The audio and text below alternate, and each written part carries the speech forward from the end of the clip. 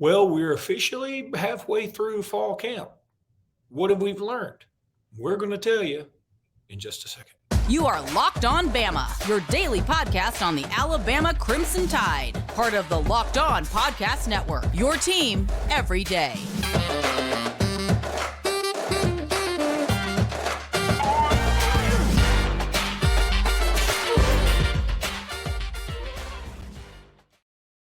Hey, everybody. Welcome back into Locked On Bama. Luke Robinson, that's me. Jimmy Stein, that's him. Jimmy, we're about halfway through fall camp now. So what have we learned? I guess when you and I were talking about topics for today, which was literally like 5 minutes ago, we were just thinking about this, at least I was, and I was thinking, I'm not really sure what I know. I do think I know this. I don't think we can say what we know. I think we can say what we think we know. And what we think we know is it is a two-man race at quarterback now. That is solely based on what we heard from the scrimmage last week. We think Jalen Milroe has a lead. We think Ty Simpson is right behind him. And we think Buckner is still acclimating to his new teammates and new environment. That's what we think. I'm good with that lineup. I'm good with that. I don't know that Saban would be. My first thought was, if you're Nick Saban, are you a little, I don't know, taken aback and disappointed that Buckner hadn't made more of a move, considering we went out and got him? That's a good question. I mean, obviously, I don't think we're going to get an answer from Nick Saban about that. I do think it's fair for people to be a little patient with Tyler Buckner. I mean, he was a June arrival, hadn't thrown with these receivers. Never practiced at Alabama. He's learning a new offense. I know a lot of people say, oh, he knows Tommy Rees. Tommy Rees learned a new offense too. I mean, this is Nick Saban's Alabama offense. It's not Tommy Rees's. So Buckner had a lot to learn, just like Rees had a lot to learn, although I'm sure there's some comfort level for Buckner still, learning under Tommy Rees, who he learned under at Notre Dame. So,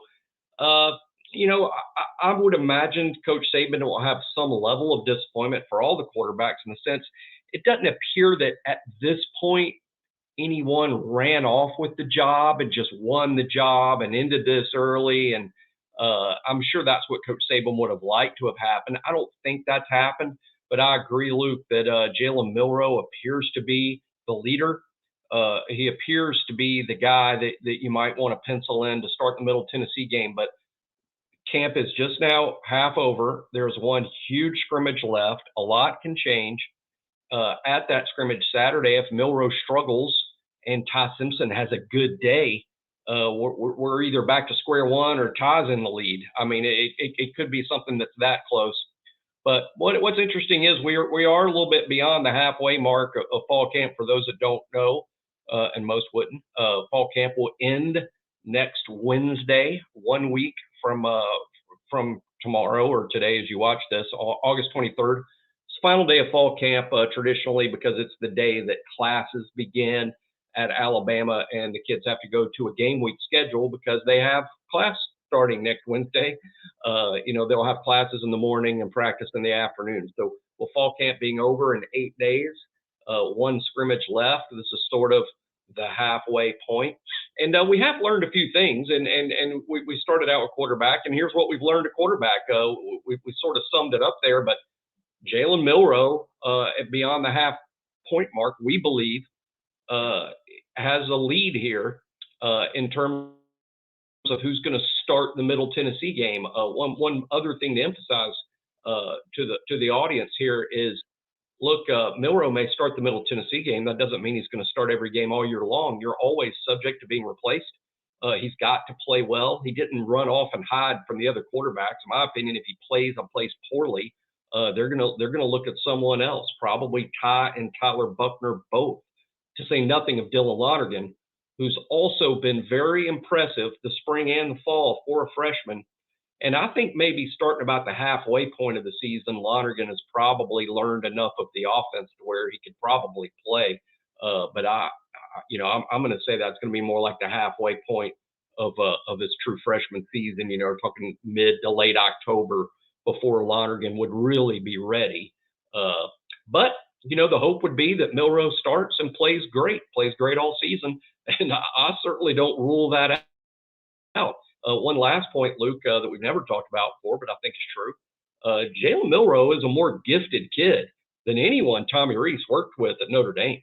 I mean, in terms of Tommy Rees's Notre Dame quarterbacks were Ian Book, Jack Cohn, and Tyler Buckner and Drew Pine. And, Pine is in a competition to win the starting job at Arizona State that he may not win. Buckner is third at Alabama. Cohn and Book have, I think they're both in the NFL right now, but they have, let's just say they're deep backups, and it doesn't appear at this point like they'll ever be significant NFL players, though you can't rule it out. But that's who Reese's starters were at Notre Dame. Milroe's a more gifted kid than any of those guys. As far as we know, Reese goes home and giddy like a kid in a candy store, because look at how much Milroe gives him to work with in terms of his legs and his arm. You're muted, of course. Believe it, didn't I'm glad your initial reaction was muted. We could have had some problems with the FCC there. God. So, I mean, good thing you're muted there. Okay. Thank goodness you're muted. No, what I said was, really quickly, we'll run down a few other things that we think we've learned. I think we've learned that the running back room is very talented. Now, do we, the key word being think, do we know it? Well, we know McClellan has had his moments throughout his Alabama career. He hadn't put it all together for one great game. We know Roydell Williams had his moments throughout his Alabama career. Same thing. We know that Jam Miller has been held a tackle in practices and A-days and things like that. We haven't necessarily seen him be a beast in game fit time.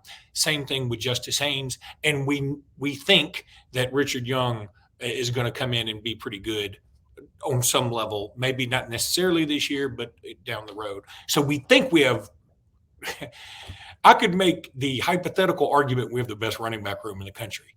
I mean, I could make that argument, but if somebody were to come at me with, I need stats, I'd go, my argument's kind of shot. We think that wide receivers are still a work in progress. We think tight ends are on the uptick. We also think that the offensive line has a new attitude, and that is positive, just based on what they've said at SEC Media Days, the things they've said to the media otherwise, and it feels like that they're progressing nicely. But again, we don't know any of those things. There's nothing that's been definitive out of this. On the defensive side, I think we believe that the linebackers are going to be salty. The defensive backs, especially Kool-Aid, is going to be awesome. And Terrion Arnold has a chance to be special as well. And Caleb Downs will be a problem for everybody. Defensive line, we're not sure what to think quite yet. We want to think that they're going to be much improved. But I don't think we can say that yet. I got to be fair. Yeah. First of all, I want to say one more thing about the offense for moving the defense. I think the biggest surprise of fall camp, I mean, now over the halfway, like, what's the biggest surprise? I think that the personnel answer is TJ Ferguson at left guard. I don't know that anybody out there, in the media anyway, thought he would be the starting left guard this season. Everyone was going with Darian Dalcourt. And if it's not Dalcourt, maybe the loser of the Proctor versus Pritchett battle at left tackle. But not many, or if any, were saying, hey, I think TJ Ferguson, who hasn't really done much in 2 years, I think all of a sudden he's going to win a starting spot. No one had that yet. That is apparently what is happening or has happened.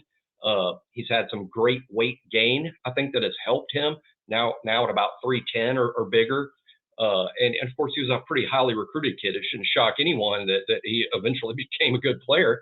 You just never know when the light's going to come on, right? So I think TJ Ferguson at left guard is the biggest story on offense behind, in addition to Caden Proctor probably winning that left tackle battle with Elijah Pritchett. Not a big surprise, but Proctor is the younger kid of the two. And of course, quarterback's always a story. And with Jalen Milroe apparently in the lead to win the starting nod against Middle Tennessee. That's the story. But defensive line, Luke left off talking about. There's a lot to be excited about and a lot to be concerned about. I think the thing to be excited about is Otis and Aboigbe because they're proven good players, and Nick Saban's been very complimentary of both. I think we know Otis and Aboigbe both at their very best are good players. I think beyond that, we have guys that need to step up. I believe they will. I'm optimistic about Tim Smith.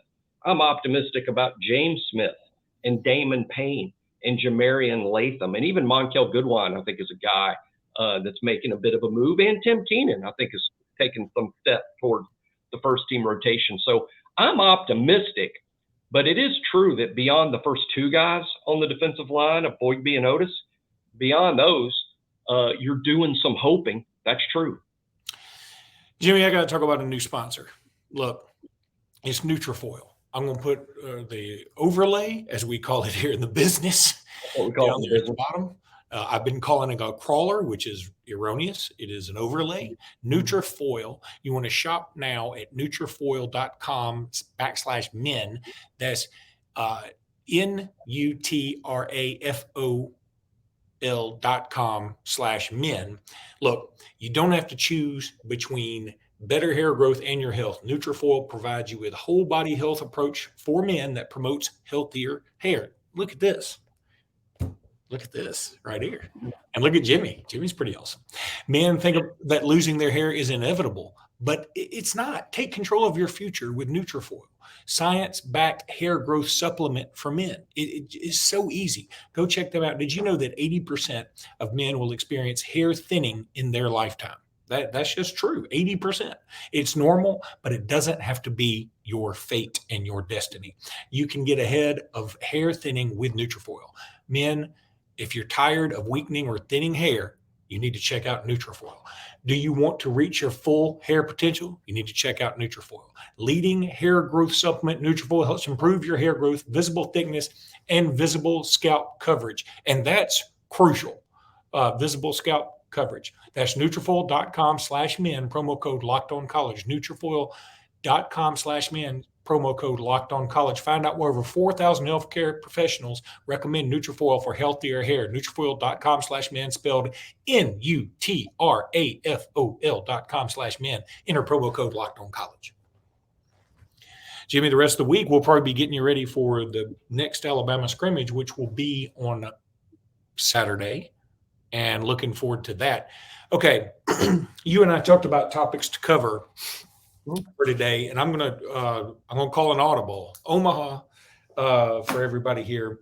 I did want you to say, before I get into this, you said, we were talking about topics. You said, could there be no more nickel rabbit? Go ahead and explain what you meant with that, and then I want to get into something. I think we need to pay homage to somebody. Yeah, briefly. Last year, Alabama made an enormous change to the defense, and some would argue it didn't go well. Some will argue that. I disagree. I think it went pretty well. It didn't go perfect, but what Alabama did in an effort to get their 11 best players on the field, for the first time since 2016, Alabama played with only 2 true defensive linemen on the field when they were in nickel. In nickel, they used just 2 defensive linemen and 2 outside linebackers as the front 4. This was because they didn't want to take Dallas Turner or Will Anderson off the field. They wanted Turner and Anderson out there at all times because they were 2 of our very best players. So that was the thinking, and they even went further. They liked Braswell as pass rusher, so Chris Braswell would come in.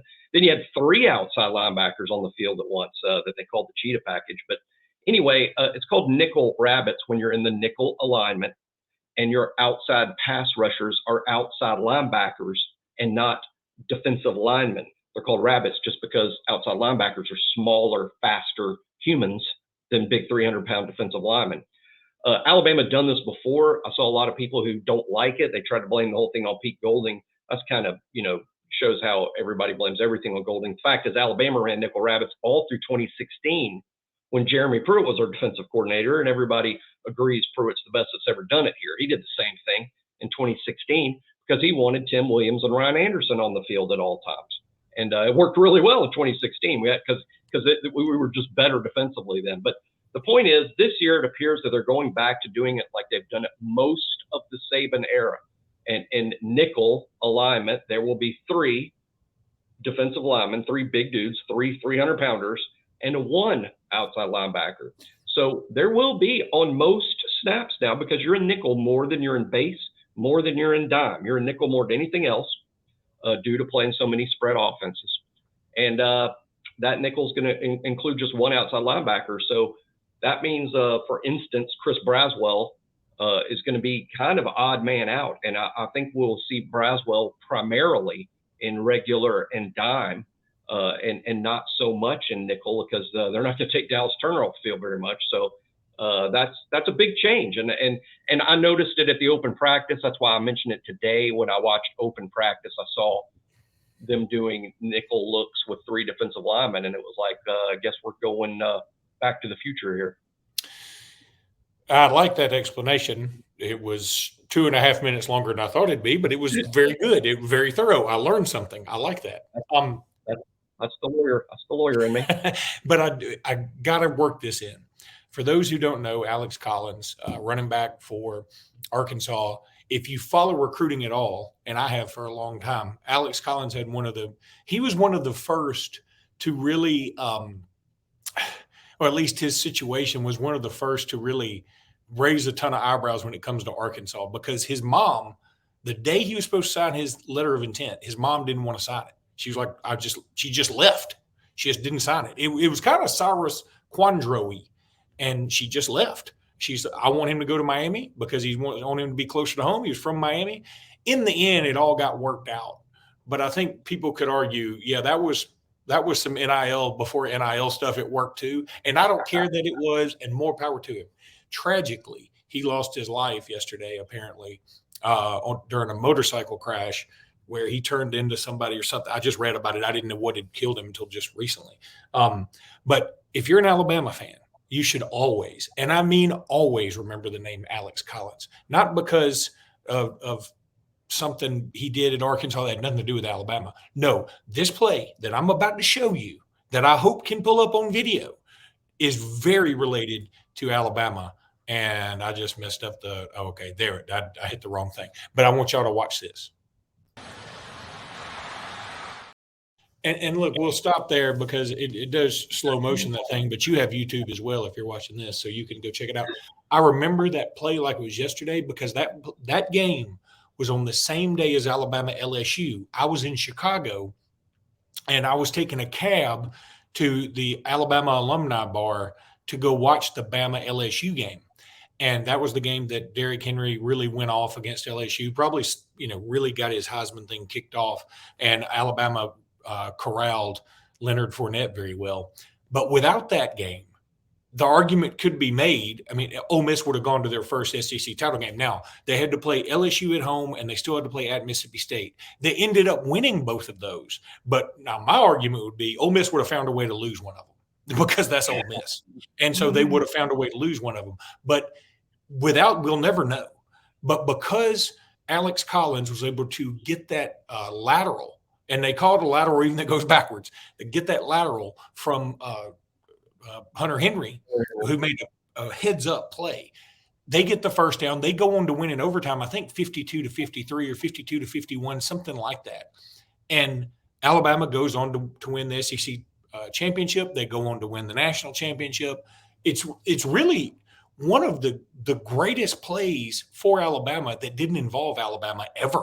And man, may he rest in peace. But I'm going to tell you something. I'll never forget that guy for that. I thought I was never going to forget him for his mama not signing NIL, the national letter of intent, but in LI. But now it's this play, and it's just awesome. Yeah, really good player. I mean, that's what I always remember about Alex Collins at Arkansas. Really good player. I remember believing in the NFL draft that he was going to be one of the big sleepers in that draft and have a great career. It didn't really happen for him. I do believe he spent 5 years in the NFL and was no longer in the NFL when he had the tragic accident yesterday. So, but certainly Alabama fans appreciate that play, and it's always terrible when someone that age loses their life. And between Ryan Mallett and Alex Collins, Arkansas, man, Arkansas has had a tough summer, and I just hate it for them. I really do. I mean, this is one of those SEC moments for me. I mean, my heart goes out to you, Arkansas fans. I mean, it's got to hurt, and I'm so sorry. And those guys, I remember very fondly for all they did in the SEC. Let's take a break. When we come back, we're going to talk about Bammers in the NFL. And we're back. So let's talk a little bit about some of our alums in the NFL. I was going to pull up the AL.com page because they usually have a pretty good summary of this. Just to tell you where our news has fallen, the top story, the latest from AL.com right now, Morgan Wallen shaves off his mullet and mustache. That's the top story. I'm looking at it right here. I mean, good Lord. I am curious what he looks like now. I mean, I am not. It's one of the most famous people it's one of the most famous people in music today. And now, without his mullet and his mustache, should I see him at Walmart today, which is always a possibility when you're talking about Morgan Wallen, should I see him at Walmart, I will not know that that's Morgan Wallen, and that would be embarrassing. Well, for both of us. You won't see him there, number one. Number two, it's so stupid. I don't even know why. But I put on the little thing when you talk about the AP poll being released. The AP poll was released. Alabama's number 4. Last time that happened, where Alabama was number 4, was 2009. Of course, they went on to win the national championship. And AL.com does do a little interesting thing about other AP poll stuff. We'll talk about that later because I really do want to talk about Alabama in the NFL. And I think where we start, of course, is Bryce Young. I was so excited for the Bryce Young debut. They played the Jets. I was at Topgolf this weekend, and it was so hot. It was painful. And I was like, I had to stop and put it on my phone to watch this game. And I thought Bryce looked good. His offensive line stinks. I mean, they stunk to high heaven. Maybe that's an anomaly. Maybe the Jets' defensive line is really good, even though Quinnen Williams wasn't even playing, all these other things. Maybe. Boy, they stunk. And I mean, like Bryce, as soon as he got the pass off every time, he was getting hammered. He got sacked once, didn't throw an interception, didn't have a ton of yards. He was like 4 of 7 or 5 of 8 or something for 21 yards. He didn't play very much. But all I saw was the zip of the ball coming out of his hands, and I was impressed. And I think he's going to be fine if they get anybody to block for it. He didn't have any help. Yeah, I watched every snap of that, and he didn't have any help at all. And it might be a long season for Bryce. Is used to winning. He won virtually every start at Mater Dei when he was in high school. Then he won about every start at Alabama. He's going to lose more games this season for the Panthers than he did in his career at Mater Dei and Alabama combined. That's what's going to happen because the Panthers just aren't very good around him just yet. But I thought Bryce did well. Let's remember that Stroud and Richardson, the other 2 quarterbacks that were drafted among the first 4 picks, they both threw interceptions on their first drives as quarterbacks in the NFL. And Bryce did not do that, though the Panthers gave him excellent opportunity by providing no protection and no open receivers. Besides having no receivers to throw to and no protection, Bryce was awesome. A couple other things. First of all, shout out to Justin Ross, a former AHSA player over at Central Phoenix City. I know he went to Clemson. I know he burned Alabama by going to Clemson and then burning us in the national championship game. But he caught a touchdown as he makes his way back into the football arena, literally. Amir Abdullah, who played at Homewood and who's played in the NFL since, I think, 1973. He's still running for the Raiders and had a nice little game. Looking down through a few more things, Josh Jacobs, of course, didn't play. They don't need him to play. Why would you play him? So there was Jahmyr Gibbs. I don't know about the numbers he put up, but every time he touched the ball, it was like a highlight. And the Lions are ecstatic about Gibbs. The Lions think he's going to be a star in the NFL this season. Wow. I think that's awesome. Also, Eli Ricks with a pick 6 for the Eagles. Gotta like that. And the first thing I've had 5 people tell me, did you see Eli Ricks? Can't believe Pete Golden ruined him. And maybe they're right. I don't know. I just feel like we should celebrate Eli Ricks getting the pick six versus cussing somebody else, but that's the Alabama way. I do it too. That was not. I mean, that it was. Some of it was Eli Ricks' fault. For one thing, he's hurt. He's hurt. Why? How? You're off the reservation when you have to blame coaches for when players get hurt. And Ricks was hurt. Now, and being hurt kept him off the field, kept him from learning the defense. So Ricks had basically a throwaway year at Alabama, and the end result was Alabama started Terrion Arnold for most of that season at cornerback. And hey, I'll bet you this: when Terrion enters the NFL draft, he won't be undrafted. That is true. A couple other notes. Terrell Lewis had 2 sacks for the Bears, including a strip sack. So, man, I mean, boy, you want to talk to somebody that I'm praying hits it big. I mean, I know he never really found his potential at Alabama. He had a huge sack in the national championship game against Georgia. More injury problems. Injuries, big time. Shaheem Carter. How about this? Shaheem Carter led the Tennessee Titans in tackles. It's Saturday. amazing to me that he's still in the NFL, and that he's still. If we remember, Shaheem was cut from the NFL and became a coach at Alabama for several months, and was a coach at Alabama when the Texans, I believe, called him and said, "Hey, we might have a spot for you down here on the team." And he left Alabama's coaching staff to go back to the NFL, where he's been 2 or 3 more years. That's incredible. He is going to be a fantastic coach down the road when the NFL finally ends for Shaheem Carter. Kenyon Drake had 10 yards on 5 carries for the Colts. Hopefully he catches on there. The Bills tackle DJ Dale shared a sack. That's pretty nice. And here's one other just feel good. I know he transferred from Alabama. He goes to San Diego State. Terrell Shavers. Shavers. I said Shavers. Yeah. He caught 2 passes for 38 yards and a touchdown for the Bills. So, I mean, that's a feel-good story. Shavers is a good player. This is what happens at Alabama, right? I mean, when we have players that don't play and they leave, or they just don't play, and we're like, oh man, I thought that guy was going to be good. Shavers came in with the same group as Judy, Ruggs, and Devontae. He was the 4th receiver in that signing class. We signed 4 receivers: Ruggs, first-round pick; Devontae, first-round pick; Judy, first-round pick. Shavers just got squeezed out and could never get on the field. No wonder. Yeah. And he ends up being a good player, and he may stick in the NFL, and I won't be surprised at all. But we just need to remember that as Alabama fans. Next time somebody can't get on the field, we're like, what's wrong with that guy? Well, we're doing the same thing with Ricks just a minute ago. Terrion Arnold's a good player, and he had to beat out him. He had to beat out Kyrie Jackson, who, by the way, is starting in Oregon. As of right now, I saw an Oregon depth chart this week. Kyrie's first-team corner, Trayshawn Holden, first-team wide receiver. Jeez. And Calvin really had 2 catches, 21 yards as he makes his way back from that really stupid gambling suspension. He's going to have a big year. He's going to have a big year. Probably, I'd say 1,000 yards. I think 1,000 yards coming up for Calvin. All right, buddy. That's going to do it for today's pod. We'll be back tomorrow. Until then, roll tide, everybody. Roll tide.